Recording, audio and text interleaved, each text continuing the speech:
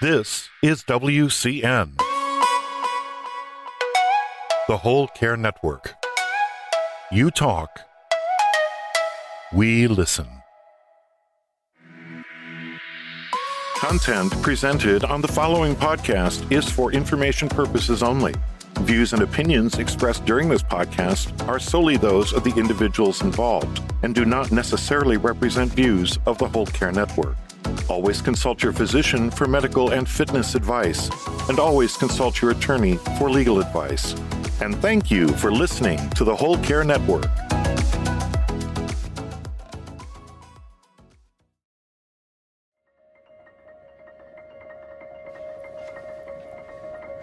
Have you ever met anybody that has caregiving on their bucket list of things to do in life? Beyond caregiving, how do we care? We also have to care for ourselves. How do we treat friends, family, strangers we meet? Forget it. How do we heal? The physical, social, financial, spiritual.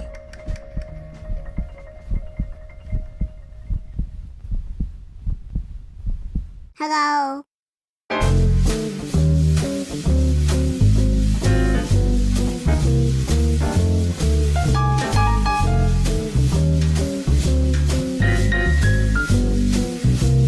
By creating healing ties. Tying it all together like a bow tie. With your host, Christopher McClellan, the bow tie guy.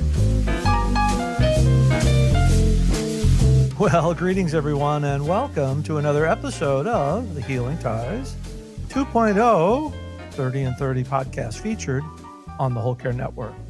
I'm your host, the bow tie guy, Christopher McClellan. On the Whole Care Network, we believe it is through story sharing where diversity meets the road to collaborate on a common cause. And our common cause on the Whole Care Network is to support caregivers before, during, and after caregiving ends. And as you know, we're celebrating National Family Caregivers Month with our reboot of Healing Ties podcast and the soft launch of our new Whole Care Network website. So when you get a chance, please visit our wholecarenetwork.com site where you'll immediately see a link to our new website. On the new site, you'll get a chance to meet our new friend, Bo, because Bo ties things together on the Whole Care Network. Now, when you see Bo, you're going to get it 100%, but you got to meet Bo, okay? You just got to meet Bo.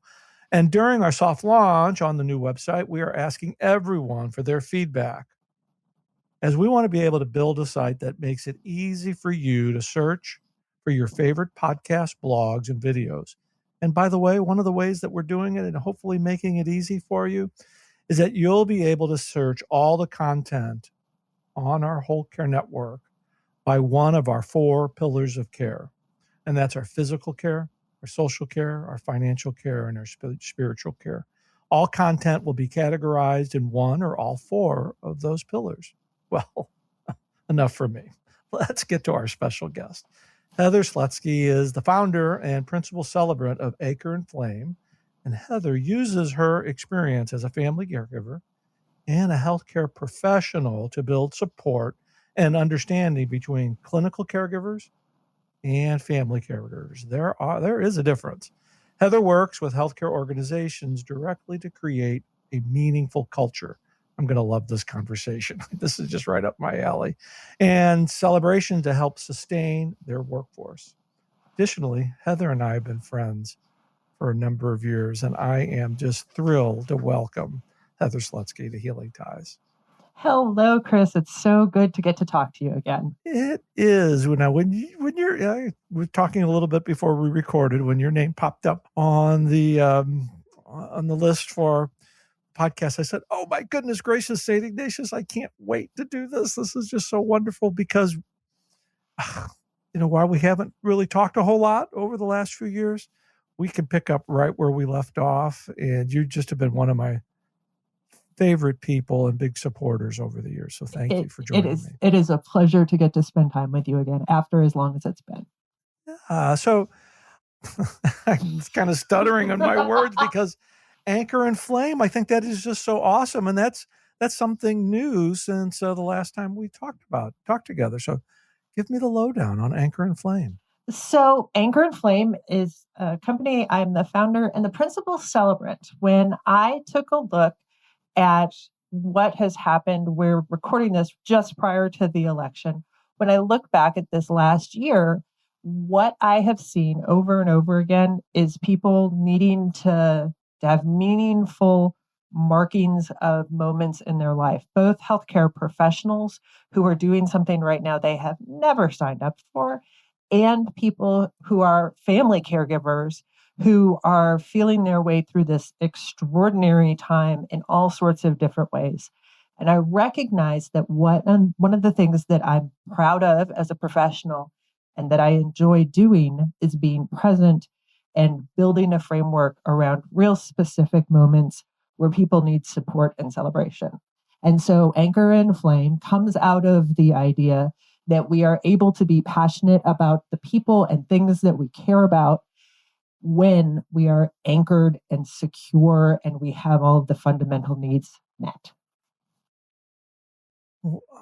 Something that is so needed, especially in today's workforce. And, it's that's another reason why we connect. And one of the reasons I wanted to reboot Healing Ties is to ask the question, how are we caring for each other? How are we caring for ourselves? And I think we are doing fundamentally the best that we can. The chief experience officer at New York Presbyterian, a man by the name of Rick Evans, wrote a wonderful article recently saying that the bootstrap mentality of healthcare providers, that idea that like we signed up for this, so we've just got to do what we have to do, isn't going to function right now, that we need more. And his organization suffered a terrible loss early in the COVID period. One of their emergency room physicians committed suicide.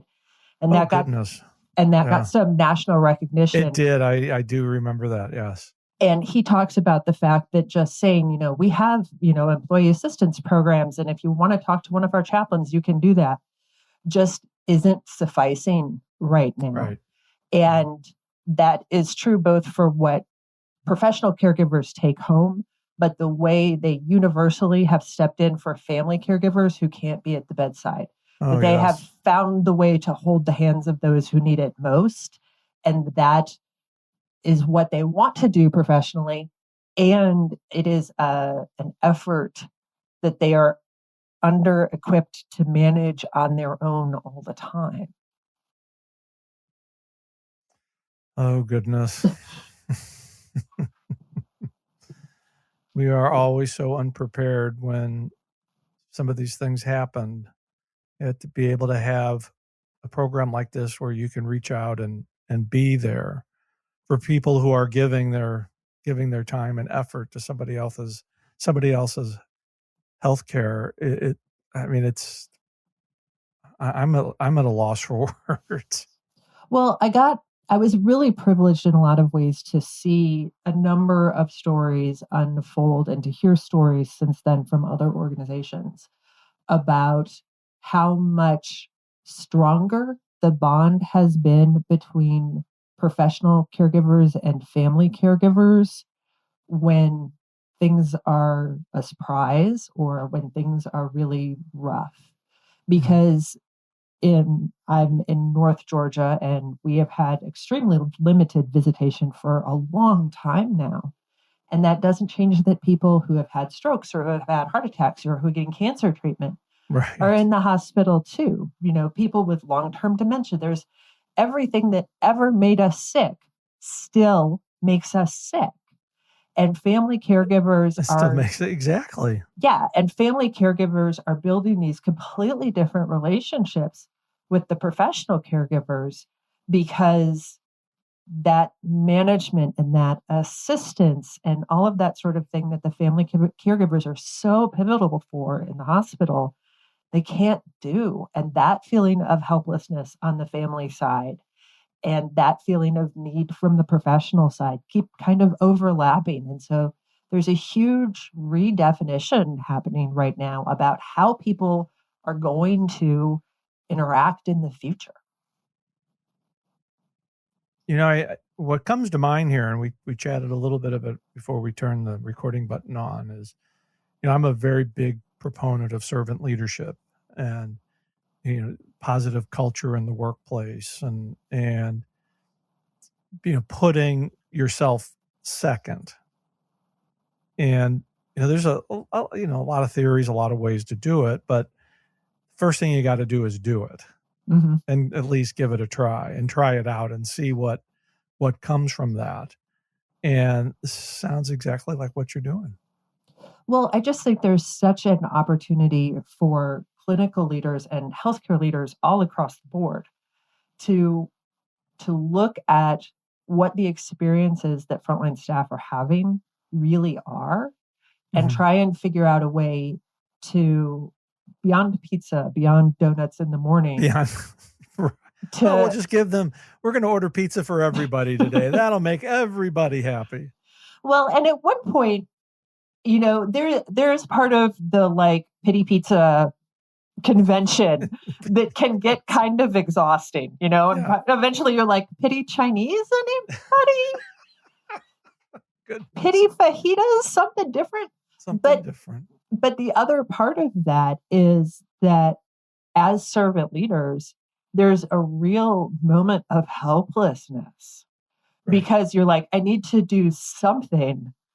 And what it feels like you can do can be so limited sometimes. There is, in hospital chaplaincy, a really wonderful tradition referred to as the blessing of hands. And your chaplains will come around and they'll do oil on your hands and that sort of stuff. And I had an opportunity my group at that moment had just a brutal couple of days. And I had the chaplains come in and do the blessing of hands, and to watch everybody just cry because it felt more meaningful in that moment than the best donuts that I could bring. But even that you can't do day after day. There has to be an evolution. There has to be figuring out all of the ways to make meaning in all of the caregivers' lives.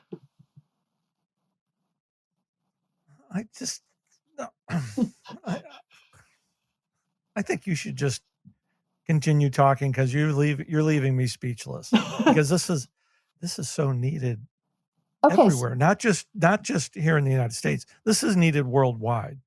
Okay, so can we talk about families for a minute then? Yes, let's talk about families. Okay, so the area that I serve and that I live in has a big university, has been on the national news in every surge, because either where I live or where I was working, both took pretty big hits.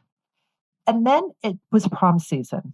And this is when I realized that we were looking at two sides of the same coin in terms of caregivers and moments, because I watched people work so hard to create a prom of some sort, somehow, something. And I watched all of these adults just turn themselves inside out to try and find a way to make this okay.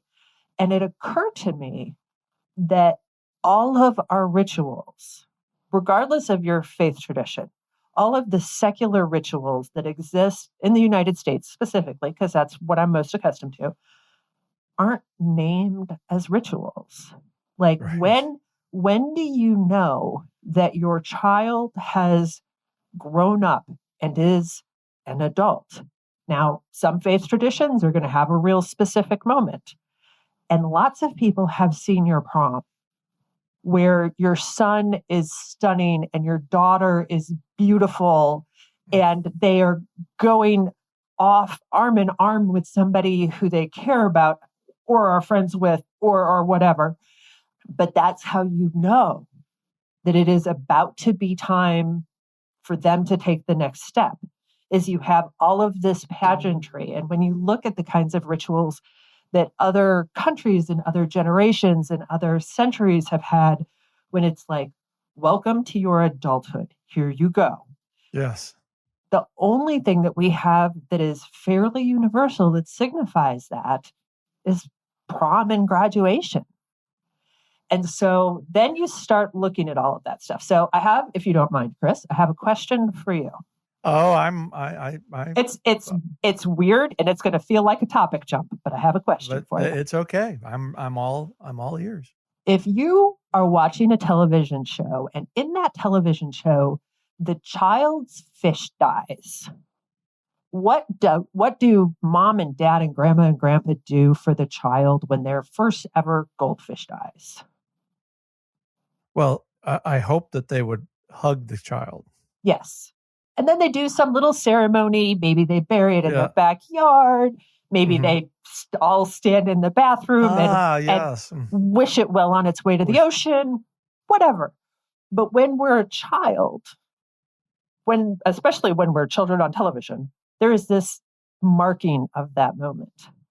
And when we're an adult and the dog that has been at our side for 15 years dies, we put it on Facebook.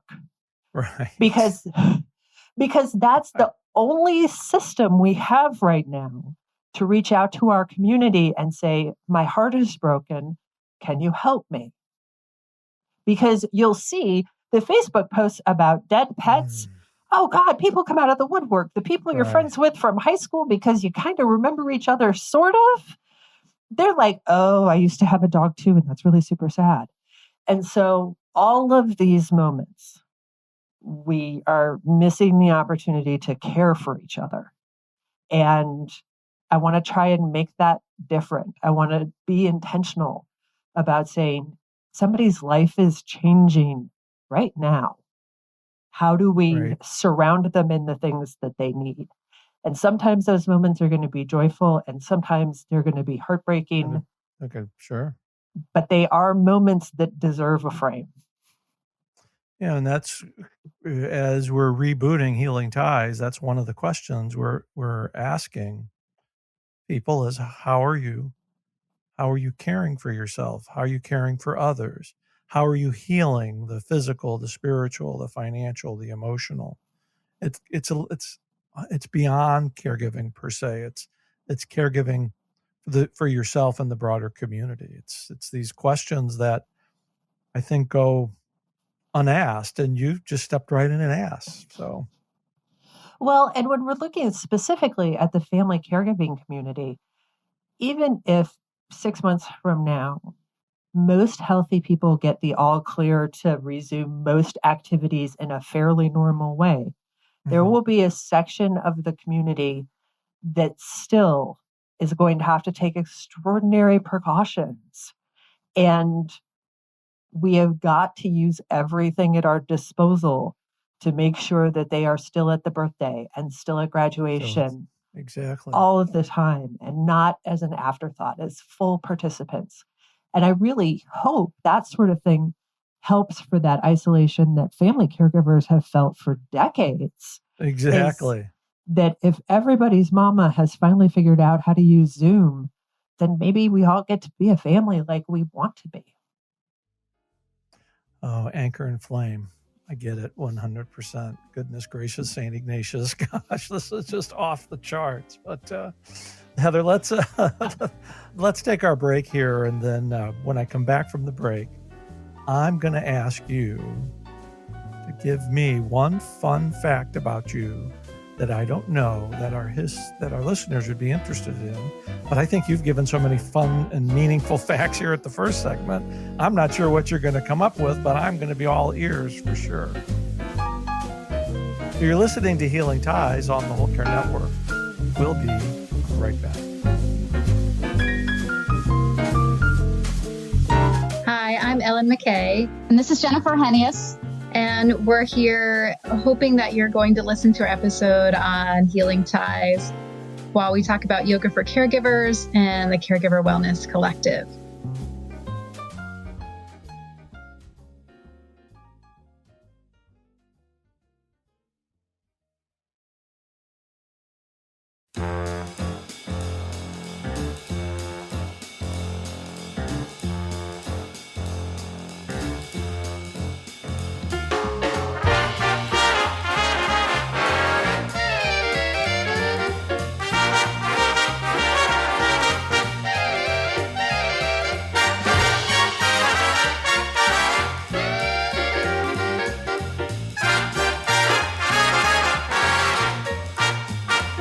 Well, welcome back, everybody. I am continuing my delightful and meaningful conversation with my good friend, Heather Slutzky from Anchor and Flame.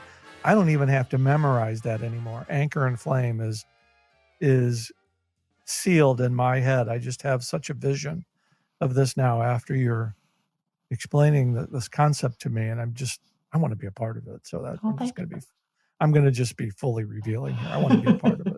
Thank you. But before I could be a part of it, you have to tell me one fun fact about you that I may not know that our listeners would like to hear. Okay, so my traditional fallback fact here is that I am capable of making a frog with my hands. And it's this little finger play thing that Oh, very good. We're going to have to get a picture of that for the podcast. That I learned decades ago. But really, for a podcast, finger puppets is really not the thing. So I will tell you that I will tell you the exact moment that I knew that I was bound to do work in healthcare. I had been, my first profession, I had been a librarian, and I was working in a medical university's library. And I came across the word neuropsychopharmacology. Oh my goodness gracious, what a Scrabble word.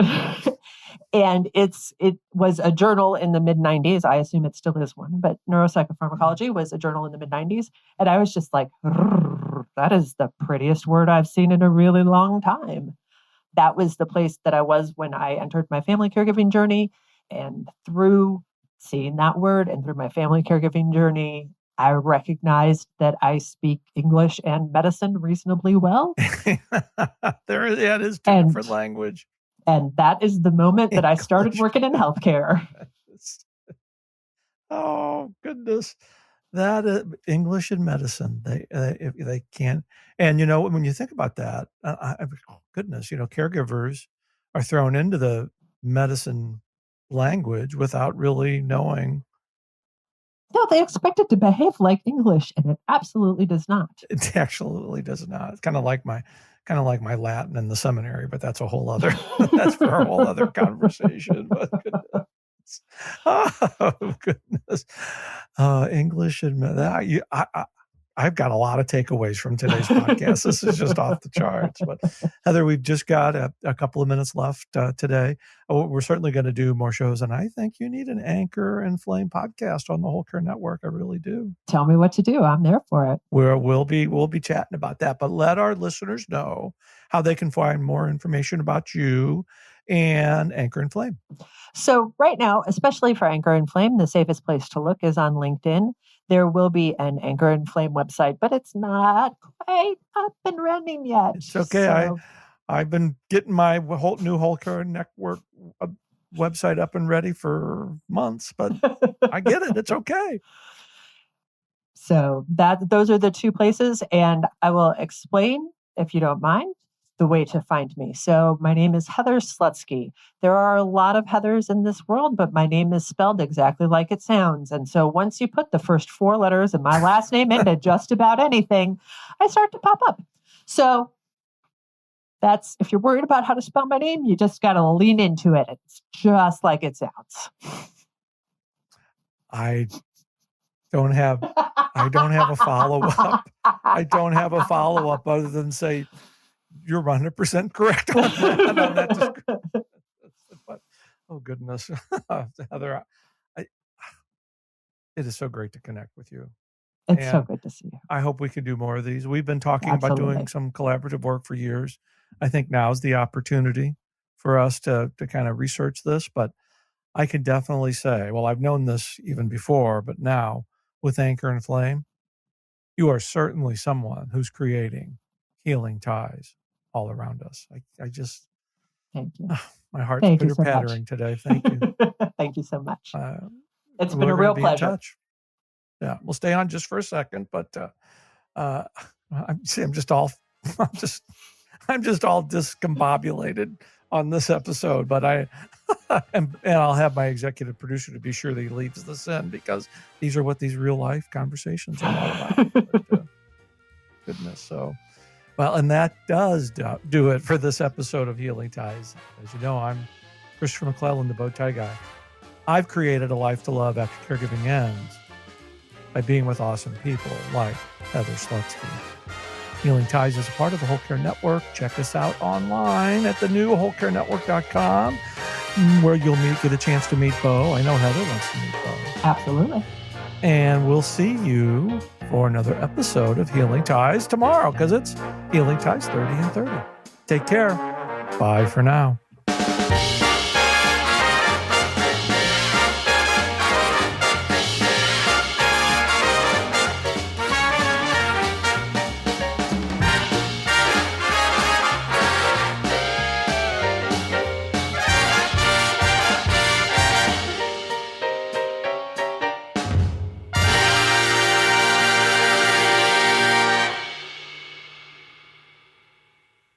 Ciao.